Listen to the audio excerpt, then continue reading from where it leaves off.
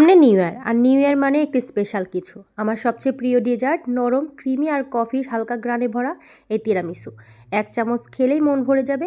যারা কখনো খাননি অবশ্যই একবার বানিয়ে খাবেন, দেখবেন একদম ফ্যান হয়ে যাবেন। সব ডেজার্ট ভুলে এই তিরামিসুর পেছনে ছুটে বেড়াবেন। চলুন নতুন বছর শুরু করি মিষ্টি একটা স্বাদ দিয়ে। ঘরে বসে বানিয়ে ফেলা যায় কীভাবে পারফেক্ট তিরামিসু।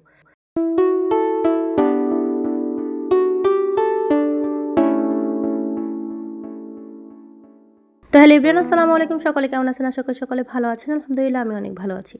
তো এই তিরামিসুটা বানানোর জন্য এখানে আমি হুইপ ক্রিম ব্যবহার করেছি। হুইপ ক্রিম ব্যবহার করার এখানে আমি সামান্য দিয়ে দিয়েছি একটু কফি পাউডার। তো কফি পাউডারটা দিয়ে এটা সুন্দর করে আমি আগে মিশিয়ে নেব।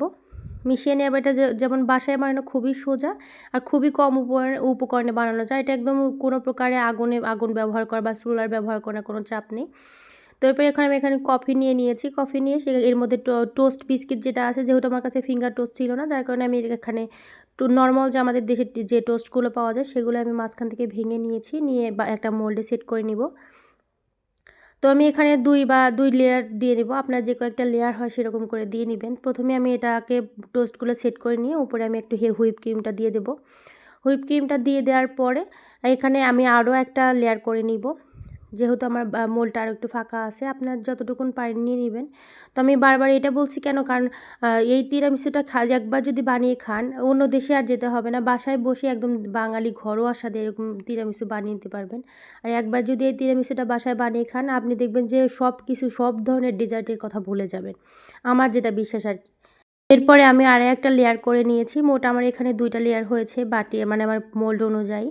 তো এই মোল্ডটা হওয়ার পরে আমি এটাকে সেট করে আমি রেখে দেবো কিছুক্ষণের জন্য। এটা কিন্তু সরাসরি খাওয়া যাবে না, কিছুক্ষণ একটু হালকা একটু ঠান্ডা করে খেলে এটা ডেজার্টটা আরও বেশি মজা হয়।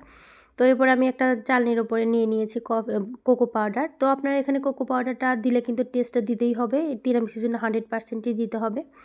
তো এই তিরামিসুর উপরে এই কোকো পাউডারটা যখন দিয়ে একটু ঠান্ডা করে সেট করে নিব। সেট করে নেওয়ার পরে আমি দেখিয়ে দিচ্ছি আপনাদের যে কতটা সুন্দর হয়েছে। বাসায় অবশ্যই একবার নিউ ইয়ার এটা ট্রাই করে দেখবেন বাসার সবাই একদম ফ্যান হয়ে যাবে এটার। দেখবেন আপনাকে পরপর এটাই বানিয়ে খাওয়ানোর জন্য আবদার করবে।